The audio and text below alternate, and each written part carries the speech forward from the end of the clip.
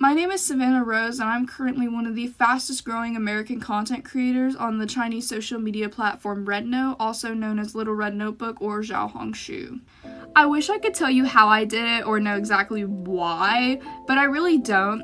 It was very unexpected. So I had posted and put out content across many different accounts on TikTok before, and I've actually been on TikTok since it was Musical.ly, and I had never, got popular. I mean, I had like a couple videos that maybe ended up on the For You page with a couple thousand likes, but my most liked video I think was only ever like at 11.3 thousand, and it was actually a video of me getting baptized. But so I never really thought I could be a social media influencer. Ever since I was a child, I always tried to make YouTube videos and stuff, but it never worked, so I just kind of enjoyed doing it for the few people that I knew and that followed me. I had heard about Little Red Note on TikTok, and it was right when people just started talking about it, but we weren't sure if TikTok was going to get banned in the US yet. So, not very many people were gonna join it because they were like, we're not gonna lose TikTok. But I've studied East Asian culture for roughly about 6 years now.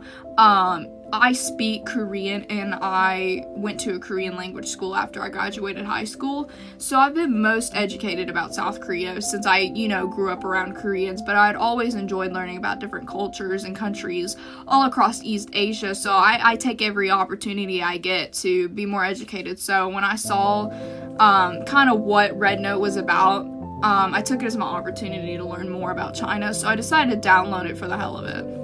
I got on the app initially, and I had moved some of my videos from TikTok onto Red Note, just so my profile wouldn't be empty, and they started getting a lot of attention really quickly, but I thought it was just because I was a new user. I honestly really wasn't sure what it was because I had no idea how the algorithm worked, and at the time there was no translation features, so it was all in Mandarin, and I can't read Mandarin. I can only read Hangul, so as the threat of TikTok getting banned in the US grew bigger and bigger, more and more people started coming to Red Note. And so I decided to post a video introducing myself and kind of what my intentions were on the app, because I know a lot of people had joined Red Note and were being racist or doing things that they weren't supposed to do.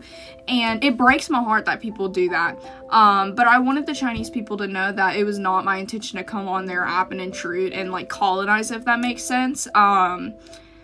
Because it was there at first, and also the way it's marketed and designed, it's very clear and known that this app was designed for Chinese netizens. So, I'm a guest here, so take your shoes off before you enter, as they say. And so I made a video introducing myself and why I was there and what my intentions were.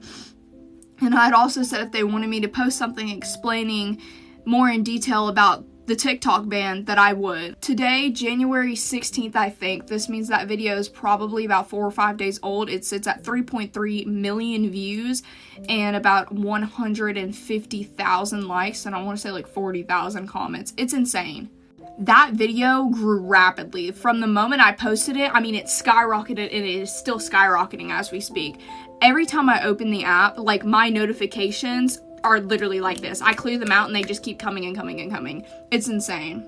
I later ended up posting a second video explaining why I think personally TikTok was being banned, and that also made it on the trending page, and I want to say has about 500,000 views.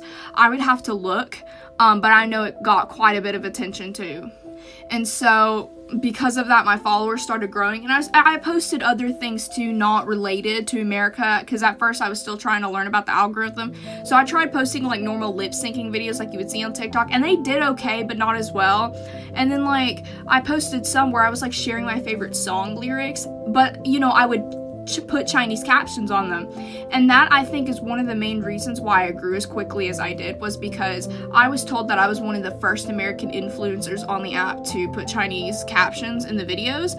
So I was able to appeal to 3 audiences at once. Obviously the American audience, because I am American and English is my first language, and then the Chinese, which is the biggest demographic on xiaohongshu for obvious reasons because I caption the videos, and then also Koreans because I speak Korean, and there is Korean in some of my videos, but I just worry about putting English and Chinese in them for now. So I think that's probably one of the main reasons why I grew so quickly.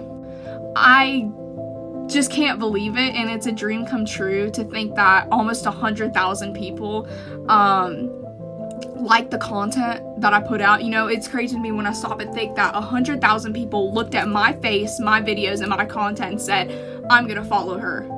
That's amazing to me. And many people were kind of sending me hate. You know, they were like, you realize how many people there are in China? That's such a small fraction. It's like, yeah, there may be, but I don't believe that the population of the US versus the population of China should dictate how impressive it is that 100,000 people decided that I was worth following, you know?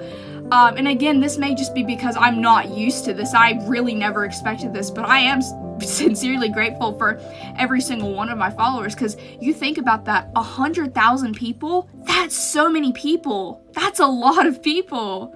And I think social media is kind of screwed with our brains a lot, because we think, oh, we only got, 10 likes on a video, but imagine 10 people coming up to you and complimenting you. Like, that's how I feel. It's like, I feel like a celebrity even though I'm not.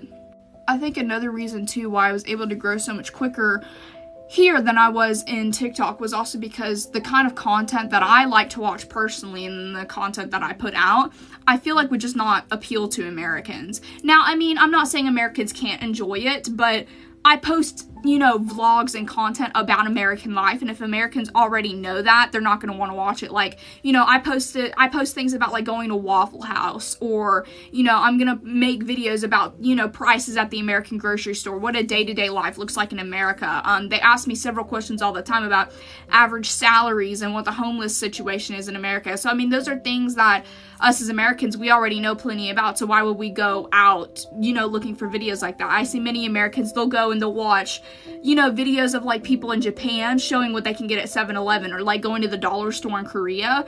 Like, that's the kind of stuff I put out, but for America, for foreigners to watch. So I feel like I just appeal to a different demographic.